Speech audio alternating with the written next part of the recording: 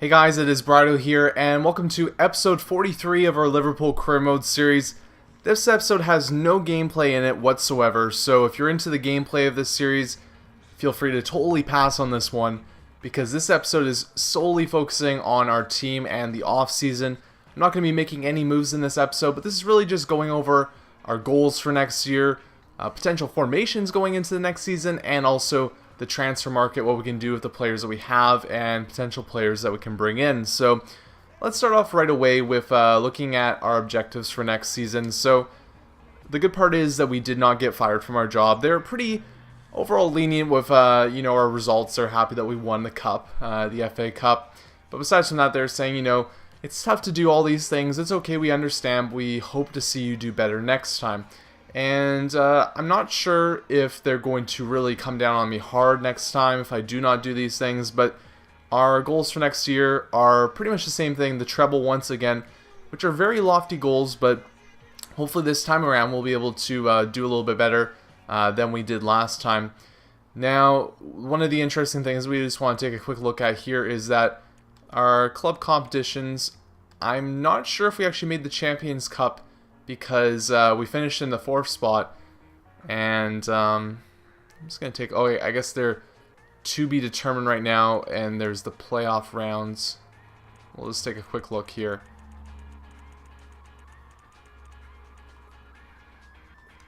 Actually, we probably should be playing in the qualifying rounds for the Champions Cup or the Champions League. Yeah, so we're playing against Ghent there for that, so we do have a challenge of actually making it through, but that's the team that we should be able to do alright against. And as you know, last season finished in a kind of a crazy fashion. We were fighting for the title, and the fact that we lost the last 2 games of the season actually landed us in the 4th spot, and that's the reason why we're fighting for that playoff spot. But let's move away from that though and actually go into our team and our formations going ahead.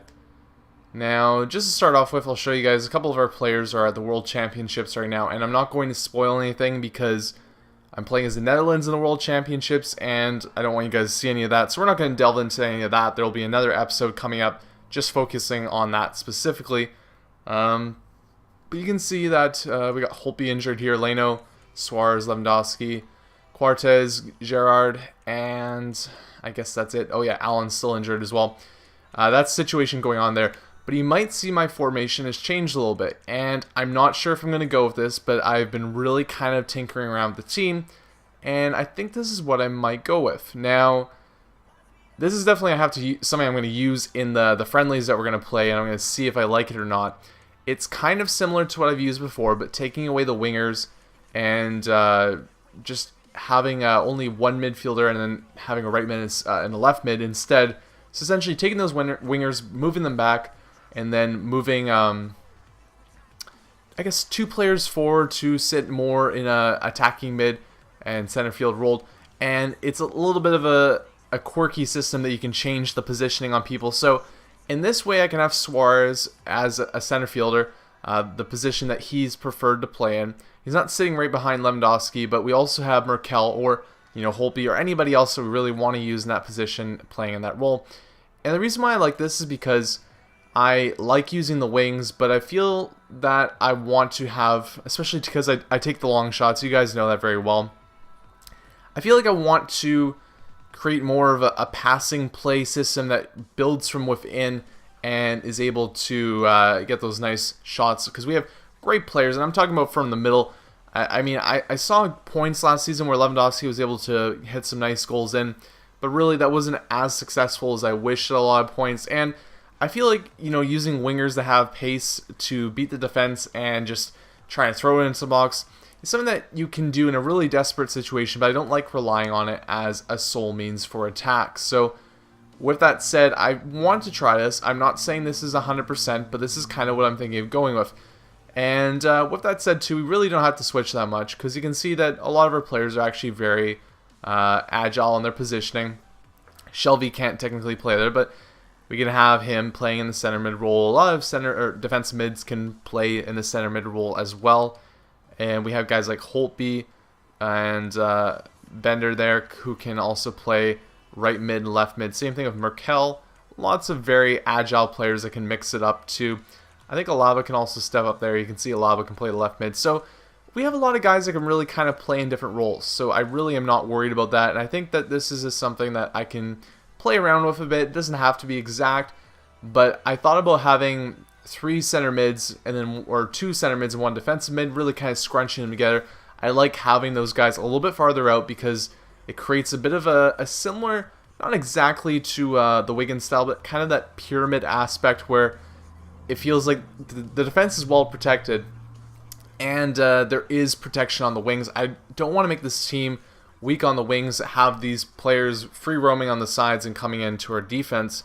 So I think this is kind of a middle of the ground setup that can definitely possibly work for us. But with that said, we start to look at players like Zaha, Deulofeu, and Sterling, whose roles are pretty much destroyed in this type of formation.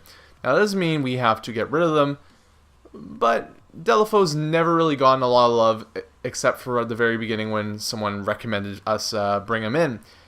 And I feel like we could sell a player like Deulofeu, sell a player like Zaha, and you guys as the masses wouldn't be that upset about it. Zaha can actually play a striking role too, so if you guys really do like Zaha, he can be kind of the guy to bring in instead of Lewandowski. You can see there that he's got a very strong alt position too, so that's something that can work. I will keep Sterling around though, because I really love Sterling as a player, and one of the things about having left wingers and right wingers is that they can play in a right mid or left mid role, because that's really just kind of their position, except a little bit more defensive. So do not have to sell any of them, but I'm probably going to sell Deulofeu and Zaha just because of the fact that we're going to be switching the system around, and we don't really need to keep them around because of that. Now, going back up here, I feel like our defense was not as well protected last season, but is overall a very strong group. Four group there, 4 guys that can really play their roles well. Skirtle and Auger are getting up in age, 29 each, but still in their primes of their career. They're not getting old or getting slow at this point, and they are 2 of the best center defensive. Losing my head there. They're 2 of the best guys you can have in that position. We'll just say that.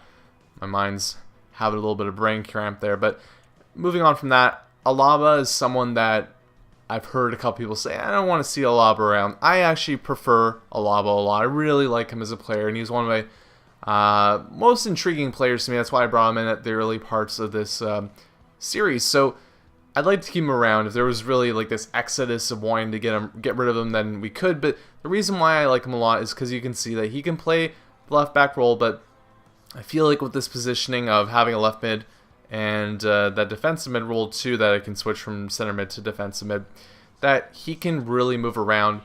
And with that said, I want to bring in another left back or possibly right back, because I'm still happy with Glenn Johnson, and we have Martin Kelly as well. They're guys that I'm pretty comfortable. If we can go down here and take a look at those guys too. Kelly is another great defensive player that we have. And we do have a couple younger guys too. I'm probably not, they're not really developing to the point that we're going to have them in our team yet. I could keep them around, but I don't think that they're going to have that big of an impact. Flanagan, Robinson. But yeah, I'd want to bring in someone to kind of play Alaba's role and be similar. I guess, you had Johnson, Kelly, and then Alaba last season, kind of rotating in those 3 spots. I want to bring in another guy of equal caliber to play in the left back role, but also he can be switched out with Alaba, but I also want Alaba to play up more in the midfield positions from time to time. So that's kind of what I'm thinking there. So Flanagan, Robinson could be players that we could let go if we wanted to, but if you guys want to see them stay because they are Liverpool youth players, then that's totally fine by me, and they probably do have a little bit more left in their legs for developing. Now, center backs, Quartez, I'm actually not a huge fan of him just because whenever I've used him, I haven't had the greatest success. But I don't feel like we need to bring in someone else just because Skirtle and Auger are great center backs to have. So I don't think that's something that we really need to address at this point. But I could sell him potentially, because the interesting part is we actually have 2 younger players that are on loan right now, but Danny Wilson and I the other, I think his last name's Samba, the other guy there, he's about 72 overall too. Two guys that are coming into their own a bit.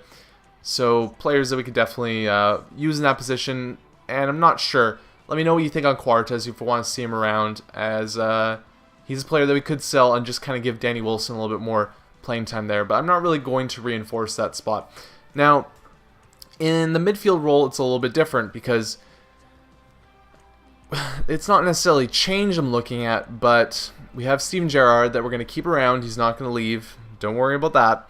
But he is going to start to age now. You've seen him go from, I believe it was an 82 or an 83, now down to a 79. And he's got some acceleration issues starting to come about. And we had to start using him a lot less last season. That was fine. But he's turning more and more into a player that we want to keep on our bench. Lucas Leiva is a guy that is wanting to leave. I think we can still keep him, though. And that really gets down to who is our core in the midfield. Now, whether you like it or not, I've absolutely fallen in love with Holtby. I brought him in as a guy that, I knew he was a good player. I knew that there was interest from Premier League teams to have him around the January transfer window. I thought, you know what, this would be a fun guy to bring around.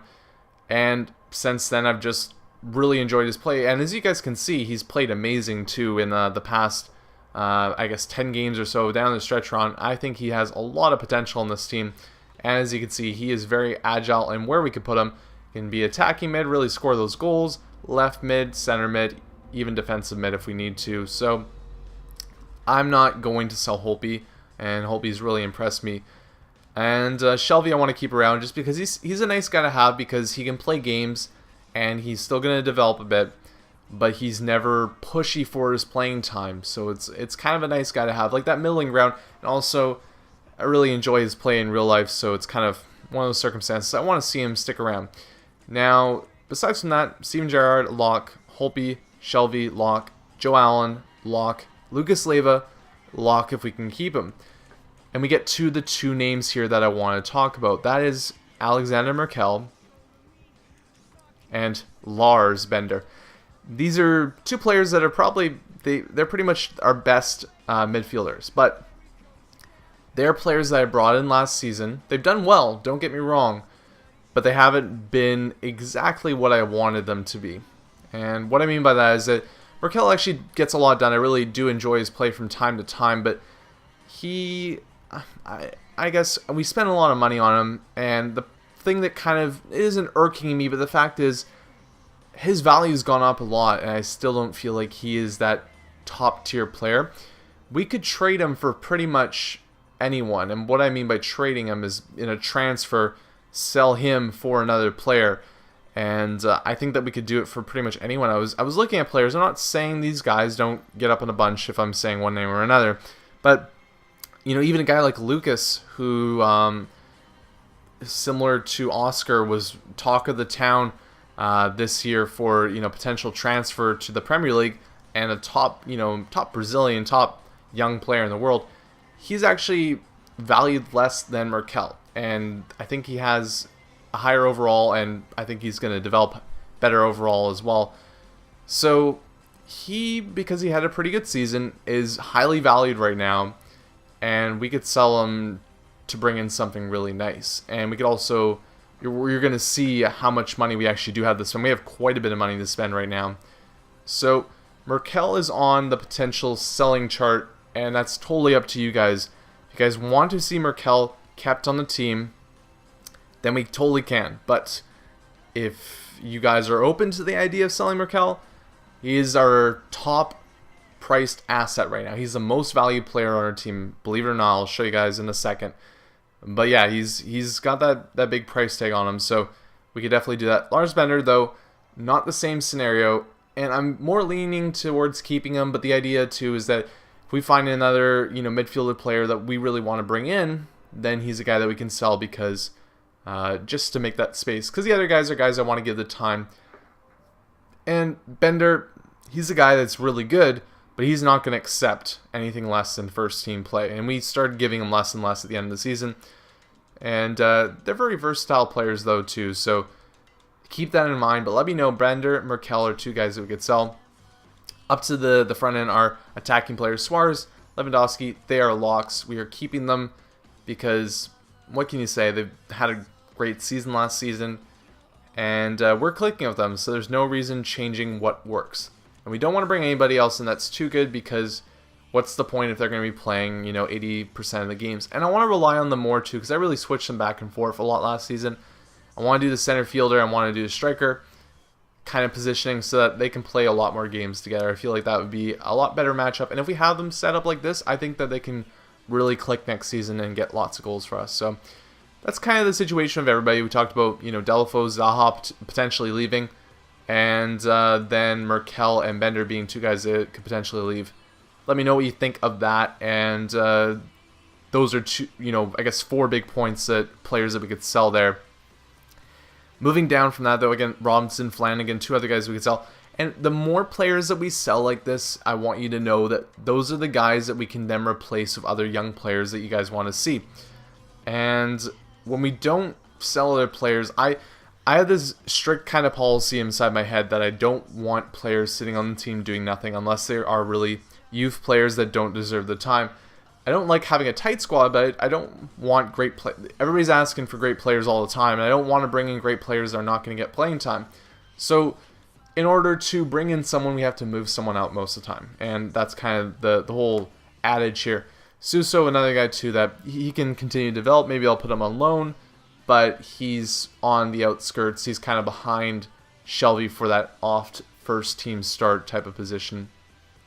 And then Luis Martinez, still developing. Just going to let him sit around. Maybe be able to loan him out too. That would be nice. But yes, Darren Maddox, the last guy, trying to sell him for a while now. Going to continue to do that just because it never really clicked with us.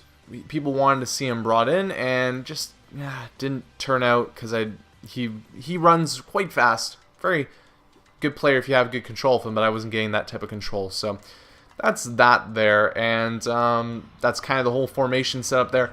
Let's move on from that, though, to looking at the actual value of some of these players, so you can get an idea of where I'm coming from with these prices I'm pulling out of thin air.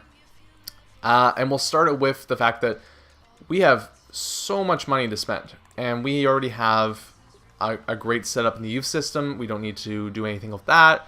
This is money purely that we can spend on our team. And here you can see some of the loan players that were not listed. Yeschel is a guy that I want to actually have instead of Maddox in that kind of Lewandowski's taking a break, we can put him in. And then Danny Pacheco is the guy that I want to do the same thing for Suarez. So they're both going to stay on the team next season and kind of play the backup role for both those guys. If you do not want to see either of those be the backup guy, if you have a guy in mind that you'd rather see, let me know in the comments below. Again, I'm going to keep saying that because I want you guys to let me know what you think. And I really, when it comes to that too, I get where you're coming from if you want to see Neymar. I get where you're coming from if you want to see Messi. But I appreciate 100% when you think realistically under our means. And especially if you have someone that you're like, this is a great story beat. And I know it sounds weird because some people don't take it this way, but I love playing a career mode and really thinking, yeah, that guy could totally go to Liverpool. That makes a lot of sense to me. Like I thought last season, Holtby, he's got all this interest from Premier League teams. I was able to make my own narrative in the head that made sense that this guy could move to Liverpool. So think in that type of mindset, and that gets a lot farther with me when I'm trying to figure out players to put on the short list and actually look at seriously. So that's that there. And let's look down here a little bit more. So we have Cody, and he's actually really developed quite well. I want to see what he does more because I think that he could continue to grow. And below that, or Sama was the name there. Sama's a guy that we could keep around, maybe loan out again. Then Wilson was the other guy that has the potential to kind of step in for Quartez, the third guy, or just be the fourth guy too if we need him to be. And then obviously Leno had a little bit of a rougher season this season. He was highly valued the season before. I want to keep him around. I want to see what he can do. He's got a lot more in the tank. He's only 22. Let's hopefully see if he can turn that around a little bit more. And let's move it over here to the price. So you can see the price of these guys. So we'll bump it up here a little bit. And there you can see Merkel is the top rated player that we have, followed by Suarez and Lewandowski. So hope he's actually gone up there quite a bit too, but and there's Bender too at 8 million or 8 million pounds. So yeah, I don't know. That's kind of where the value is of those guys. And again, Merkel is the guy that we could sell for another star player that you prefer to see on the team. So that's our setup with the team right now. Not a lot of changes I want to make, but there are some minor ones. And now we're going to look at the short list. I really actually cut this down quite a bit. And the reason for this was because I wanted to be a little bit more realistic and really show you some players that I was looking at, and a lot of these guys who have been on the list forever. And these aren't necessarily the guys that we're going to bring in, but these are just some players that I thought were interesting. And again, Lucas was the example I was making there. You can see he's worth less. It's actually got a lower overall. But let me know if you want to see any of these players. And if they're not on the list, let me know in the comments. Again, I'm not going to do anything until I really get some feedback from you guys. That's when I'm going to start making some moves, making some decisions. There we go. With this team going ahead. So we got Lucas here. Obviously a great player there. Most expensive one on this list too. Sim Jion was a player that we had for, I guess it was our Danish squad. He really impressed me when I played with him there. And I wanted to give him a bit of a look there. These are the guys that we could bring in not necessarily in replace of Merkel, but we have that attacking mid role that can, have one of these players come in. And we've talked about bringing in some more homegrown talent, let's say, and Lallana was the other guy too that impressed me in the past, and I thought it would be good to put him on the list. So those are some of the guys there. Tony Cruz actually will take him off the list because I'm not that interested overall in actually having him on the team. So the attacking midfielders, I haven't put a lot of thought into really looking at these guys. So again, if you have someone in mind, let me know. And Julian Germany is a 19-year-old player in the free agent pool, 75 overall. Looks pretty good, and he's a center back as well, so maybe we should send him an offer. That'd be nice to have an extra player back there, and that gives us the room too to sell a guy like Quartez or, put Danny Wilson back on loan. I'm not sure. It would just give us a little bit more room to maneuver back there, definitely. So continuing on with our midfielders, Czech Teode, a guy that I really admire as a player. I really enjoy watching him play, and I guess you could say that he doesn't really have a major reason to be brought in. I just think he's a great name to have on the team. It's kind of a fun name to have on the team. But again, more foreign talent. Starting to lose my tongue. And here's a player that is another huge name. These are the huge names right here. We're going to get down to some more homegrown, more interesting names below. But Claudio Marchisio, I don't know about him. I've never actually played with him, but his stats make me very interested, and he seems like a very interesting player to bring in. He's center mid player. Let's take a little bit of a closer look at here as well. And yeah, that's what I thought. He's very, very agile in his positioning. He can play in a lot of different roles. I don't know. I just kind of feel like he could be a great player to bring in. And we have no Italian players in our team. I feel like should bring in an Italian player. Again, we're not bringing in this super international squad. We're trying to keep the team very English oriented, but still I feel like Claudio Marchisio, ooh, that would be a nice little pickup for us to have there. Jordi Classy's gotten a lot of love in the past, so I thought I'd throw him in there again. Playing with him in the Netherlands squad, enjoy his play. Leroy Fur is another guy too that I've actually had some enjoyment with. So a couple guys there, midfielders again. But let's move away from that. The list is not necessarily the best sorted. But here's a guy that I always like doing this. These are the lower league players that have developed to the point that you could totally see at, a couple years down the road, Aaron Cresswell develops to the point that he's got the attention of the Premier League. And bringing in a guy like Cresswell would be very interesting because he's going to still develop a little bit more. But that opens up the room for Alaba to move around a little bit more on the pitch, play in different spots, and he's got a really low price tag too, and that makes me very interested to bring him. Got great acceleration, agility there, which is what I always love in my left backs and right backs, and can play left mid too if we need to put him there. So he has some good traits definitely. So a guy that I am definitely interested in bringing in, and probably actually one of the most one of the players I'm most interested in bringing. So let me know what you think of Cresswell. I think it'd be a small addition, but a great addition to the team. I put Breck Shea on here. Actually, if you guys really want to see Breck Shea on the team, you can let me know. I was looking at before. I guess I was playing the U.S. in the World Championships, and I thought, this guy looks pretty good. I know he's probably one of the better American players out there right now. And I thought, that'd be interesting to bring him in, but he's only a left mid, so that kind of makes me a little bit less interested in bringing him. And we're going to move on to a couple Canadian players here. We got Junior Hoylett, and Junior Hoylett I wanted to throw out there because I know that he does create interest. But I'm not totally sold on bringing him in just because of the fact that I feel like he isn't a great team player. I was kind of interested by the fact that he didn't choose to go to a bigger club. He chose to go to QPR, kind of following the money last season. And as a Canadian national team fan, as that's my home country, I've been a little bit perturbed by the fact that he has not chosen to play for us. He, if you don't know, he's got Jamaican descent along with Canadian descent within him. He can also potentially play for England too, I believe. And he hasn't set his ties in, similar to Guzman as well, the guy that's on loan currently for Swansea. So, I mean, if you're not going to represent your national team, and if it's my national team you're not going to represent, then you get a little bit less love from me. But still, the best Canadian player in FIFA, technically. But here's another guy, too, that's actually kind of interesting from QPR, and continuing on with the Canadian beat. I'm almost interested in bringing this guy in because he is a creative player, I'm pretty sure.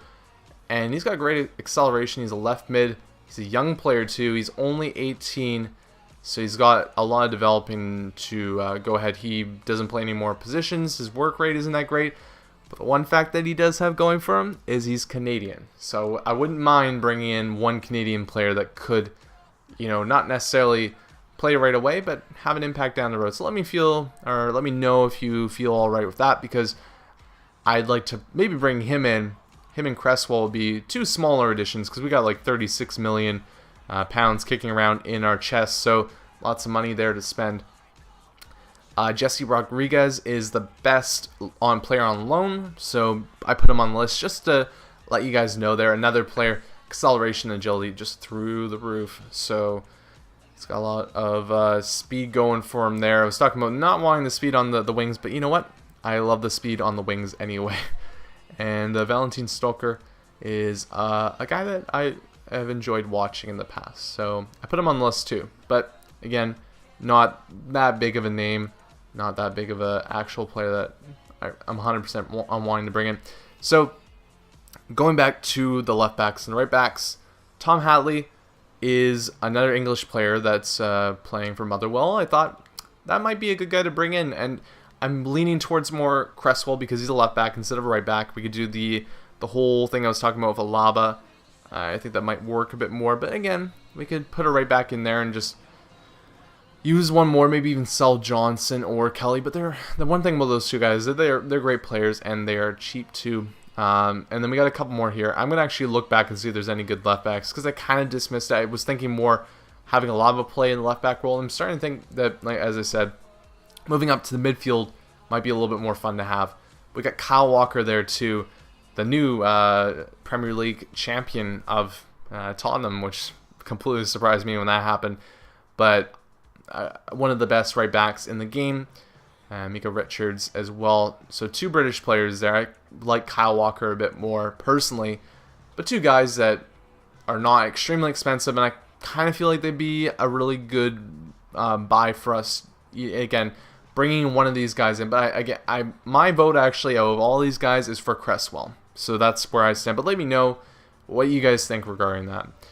And then we move on to another bigger name player that is still with his original team. Lots of talk of him moving to another Spanish club, but hey, why not move to Liverpool? Liverpool's a nice place to go, I heard, and we're shooting for that win, the treble this season. So I feel like it'd be kind of fun to bring Jesus Navas in, and he's an extremely talented player, so it'd be an interesting guy to definitely bring in. And the cool part about him too is that he can play in the position of Suarez if we want him to. We can play in the position of Merkel if we want him to, and he can play in the right mid position. So he's got a lot of diversity to his play, and I absolutely love that in a player. And where was I looking for? Yeah, so his alternate positions are very strong too, which is another thing that I value quite a bit. And obviously Daniel Sturridge moved to Liverpool, so I wanted to put him on the list again. But my opinions are that if you look at other Liverpool series or other stuff going on, that you see a guy like Daniel Sturridge move to Liverpool and everybody wants to buy him for the team. I'm kind of feeling like, you know what, we already made our bed with Lewandowski. We already have Suarez in those roles. We don't need to bring in a guy like Sturridge to play that great of a role in the team. So I put him on the list just because I wanted to be accommodating of the fact that he is still quite a popular player on the team right now. And he also is a player that should be on Liverpool, but that was before we started this career mode. So that's the whole situation with that, guys. And let me know what you think, because again, I will not make any decisions without letting you guys know. You now know my cards are on the table for you to read. So let me know what you think of all the kind of decisions I made. And again, the formation is not permanent. It's something I'm going to roll for now. But I'm going to keep something like a 4-4-2 or this weird combination I have right now. I'm going to not do the 4-3-3. The wingers are going to be deceased. So know that when I say that. Maybe 4-4-1-1 is another formation I'm thinking of too. But again, that's kind of what I'm shooting for right now. But thanks again for watching this, and stay tuned for the next episode coming up, because that will be Netherlands in the group stage.